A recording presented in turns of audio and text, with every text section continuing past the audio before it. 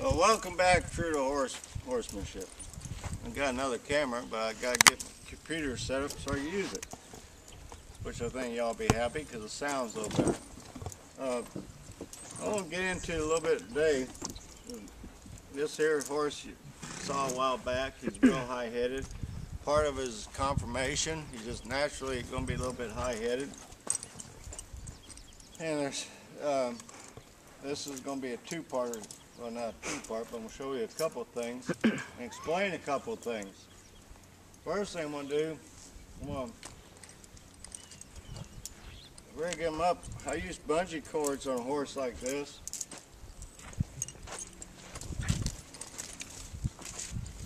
Because with bungees, as soon as they give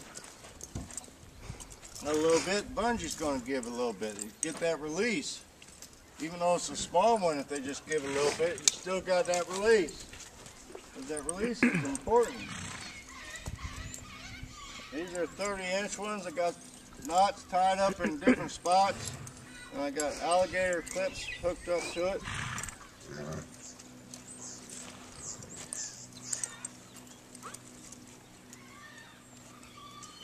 So the knots I can adjust where I want his head. I'm hooking up my other end up to the D-ring of the saddle with my girth. Now usually a horse that's really persistent about getting that head up, I'll work him behind the vertical on a simple reason. If I train them behind the vertical a little bit, when I ride naturally, they'll be where I want their head.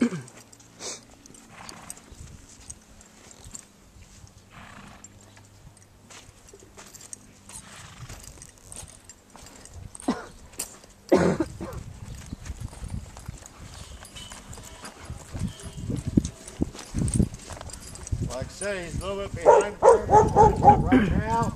Okay! That's fine.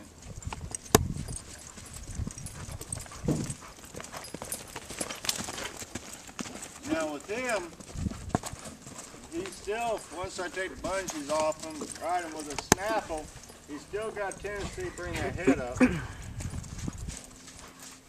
this is a good way to get some foundation in him. So I don't have to be pulling on his mouth and everything, working on it. So, you know, I got choices here. Just keep pulling on his mouth and working that mouth and working that mouth, or I'll go to my Shank bit here in a few minutes, and I'm going to, the Shank bit, the right type of bit, can help you get that high-headed horse down a little bit without having to pull on him all the time. And without using martingales, I'm not a big fan of martingales, I'm sorry. If you got to use a martingale all the time, something's wrong. Because the problem with martingales, the horse will depend on that martingale. And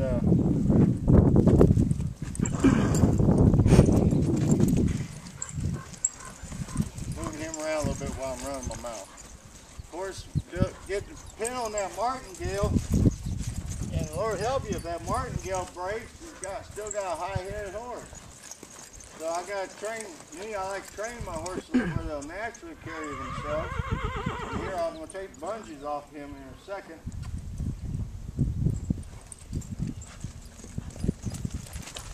And I'll show you.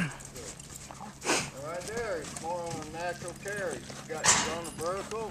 He's always going to be a high-headed horse because his neck is attached to his shoulders.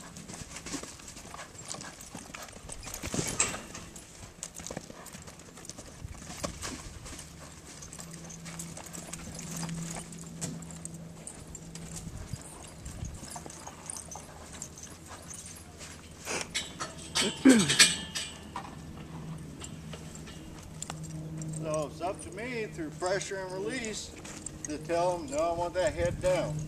Now, the importance of them being on the vertical and their head drop a little bit, most of everybody knows, that tells you if that horse is relaxed. And if that head's way up there in the air and everything, that horse isn't relaxed, that back's tight, you can get muscle problems because of it. You get soreness through the back because they're just all tensed up.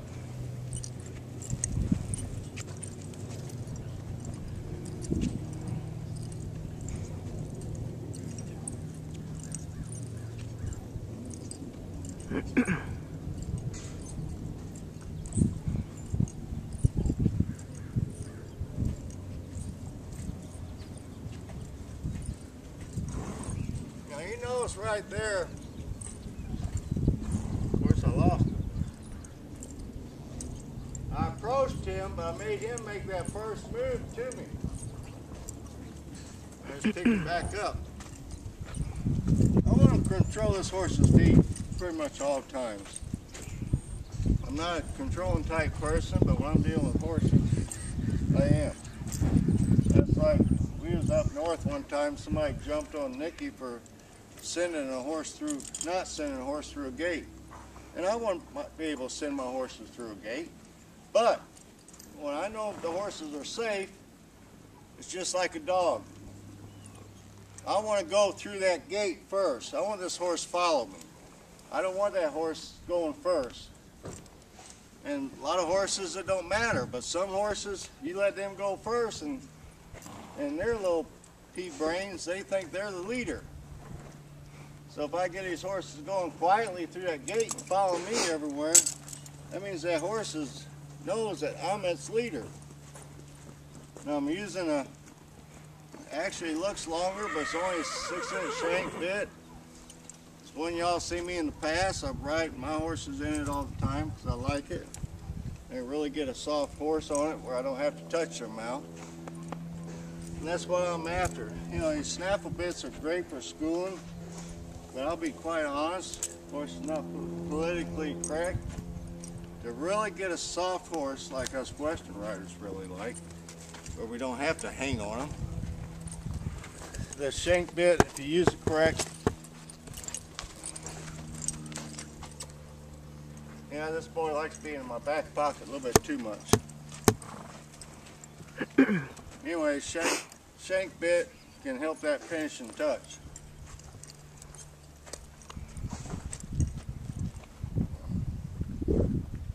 So this is only the second time I've ridden them in this shank bit. First video I filmed with it, like I said, it was with the new camera I got, and my computer is not compatible with it, so I'm trying to get that rigged up.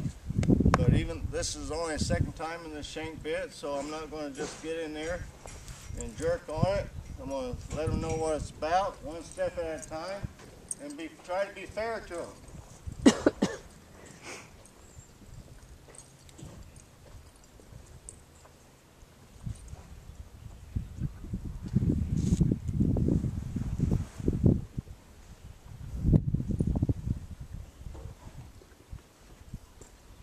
Yeah, I need my coffee this morning. I didn't sleep worth a hoot last night. I mean, no dang reason. That's the bad part. I wish at least my mind was working or something.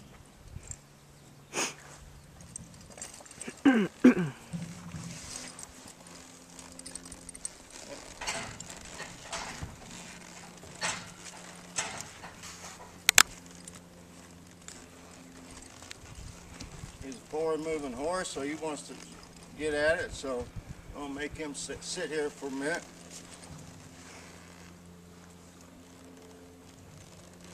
Right there, he's settled down, so I'm gonna, this shank bit's got side pull action. So in other words, if I pick up this side, it doesn't interfere my neck rein or my off rein. I got it just laying on his neck, because I want him to start responding just with that neck rein just touching his neck. And I'm going to back it up with my direct line, like right here on my right hand. We'll just start off in little circles.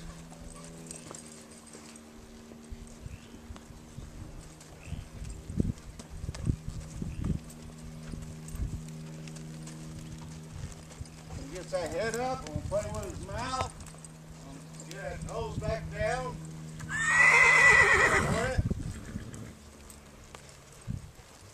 Then we'll leave him alone, let him walk it out for a little bit.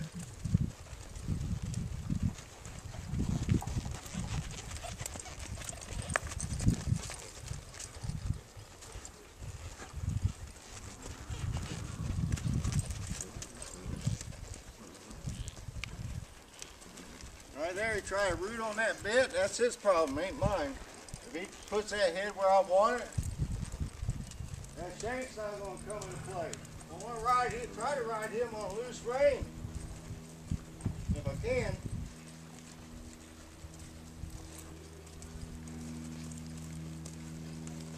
Right there, I just touch his neck with that off rein and get a response. I'm going to pick up his nose and we'll release it.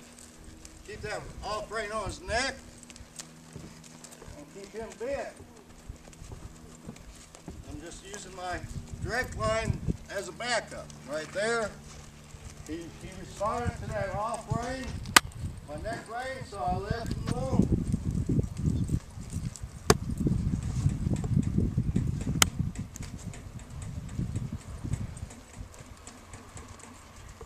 I'm just going to walk him out a little bit, like I said, so he gets used to feel this bit.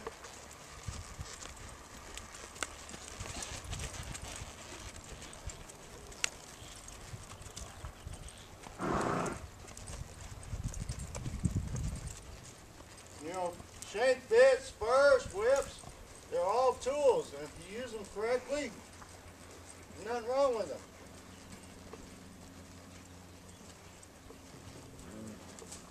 I got a hold of him just a tap, but if he gets right there, there's no pressure on his mouth.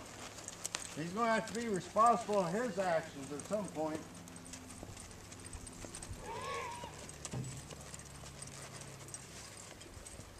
I want my horses to learn to be responsible for their actions. I see so many damn 50, 60-year-old people, 45-year-old people, they're still not responsible for their own actions. But I want my horses like that. Well, let him trot out. If he wants to root on that bed a little bit, that's his problem, it ain't mine. Now, if I was trying to hold him in that snaffle, I'd have to hang on his mouth.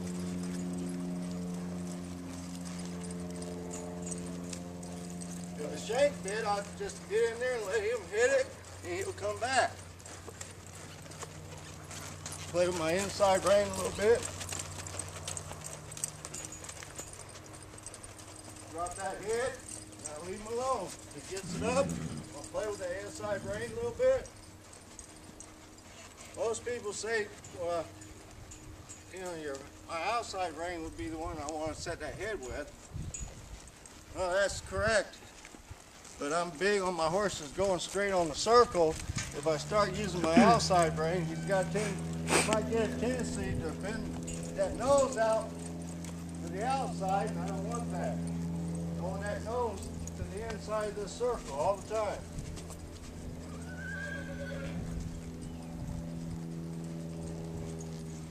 I'm just going to sit down, ask for a stop, and we'll ride backwards.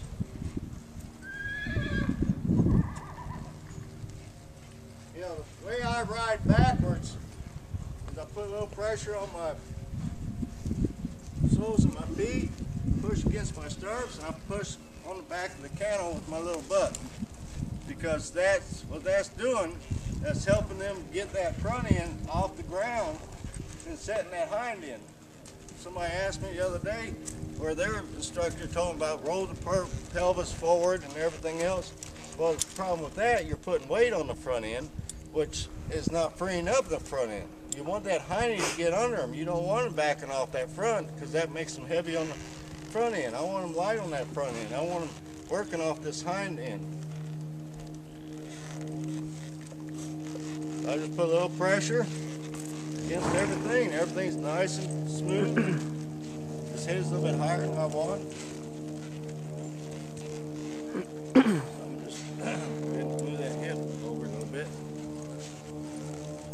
So I have some room. Now I'll come out of this.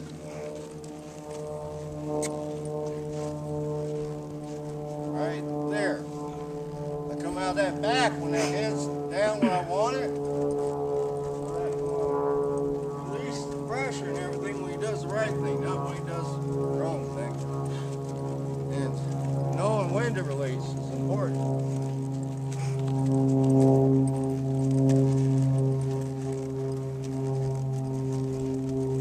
This stuff, some people just never get it, the pressure release, because they don't see when the horse is trying, and they keep, that's like the other day, a gal was up looking on this horse's leg, seeing what I do around here, and she already had orders not to school no horses. The only person to school horses around here is me or Nick, and it's to be, if anybody's going to want to help us school and learn, that's fine. So that's neither here nor there. I don't want to get on that bandwagon. But anyhow, anyway, so she's hitting on this poor horse's leg, and the horse is getting agitated, about ready to kick the hell out of a young lady standing behind her. And the horse is trying to pick up, giving her a little bit, but the woman just keeps beating. So what's she doing? She's teaching that mare how to fight. You know, people, one thing about doing this stuff with horses and animals, I don't care if I'm talking about dogs. Know your limitations and be honest with yourself. That's the key thing. If you don't get it, don't do it. You know, I've had this conversation more with one people. Because the internet, books, the DVDs, everybody out there is being an expert. Well, we all can learn something. And we all not experts. Some people, you know, that's like if I wanted to be a scientist. Hell, I never would make it a scientist. Sure, I could learn it, learn chemistry and all, but I just wouldn't make it. Because it's not me. That goes back about being true to yourself. So I'm going to start trotting him out now.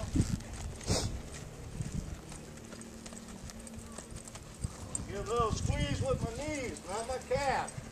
I'm going to squeeze my knees when I want him to move forward. And he's carrying that head where I want it. I'm going to leave him alone.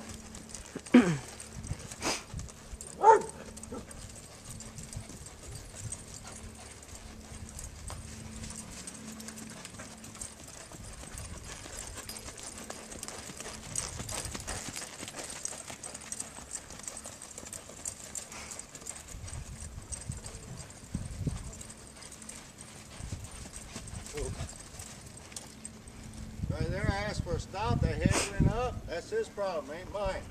I kept my hands steady. Yeah, for a forward-moving horse, this boy's got a lot of stop in him.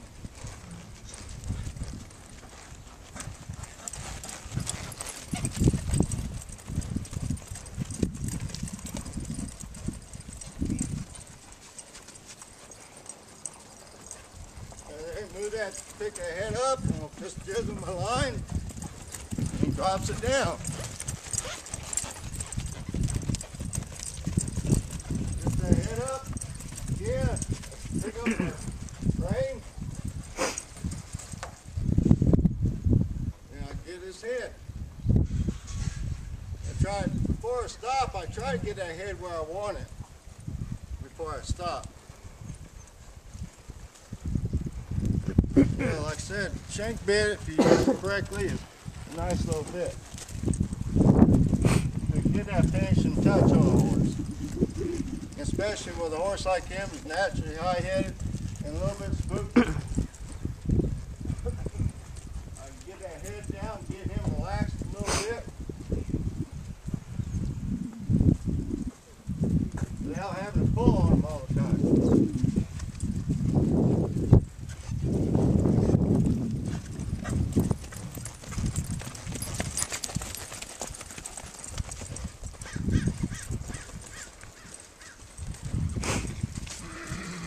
That head up, open his mouth a little bit.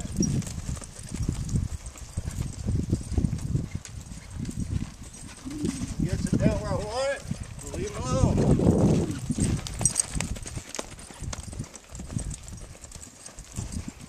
Cool. Well, like I said, when I ask for a stop, he wants to root on that bit, that's his problem, ain't mine. Eventually, if I set his head up right before I stop, he'll quit rooting. He'll figure out the best thing to do is keep that nose down and stop.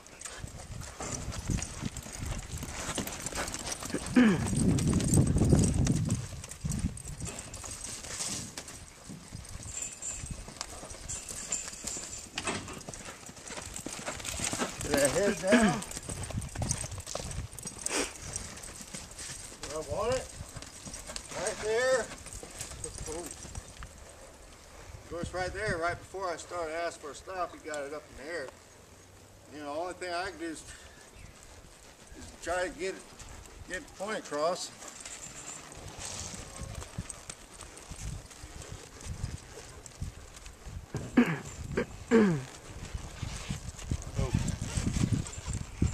Yeah, the only verbal cue I really stick with is whoa. And I only use whoa when I'm moving his feet forward and want to come complete stop. So they know what whoa means. So that's just a little tidbit on proper use of a shank bit. Like I said, mine is dog bone in the mouthpiece. All my bits are pretty much that way, except for, of course, my Bozels. And I do ride Smoky once in a while, double bridle. But that means I have a Bozel and a spade on them, but I'm working off that Bozel. Some people say, why you do that? It's just because my horse, he's well-rounded and I can. And I'm not going to be jerking on his mouth. Would I recommend a spade bit and double rein to everybody? No, I wouldn't. Because they're just too damn heavy-handed and you just can't make them. You know, some people, they just don't get it. I'm sorry, they just don't get it. You know, no matter how much you try to teach them to be lighter with their hands, they're just still heavy-handed. So this boy is doing good. You know, he has been ridden out the arena, and we had some more rain. It's sloppy over at one corner. But anyhow,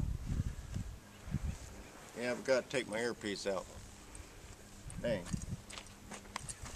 Welcome to the modern world, as they say.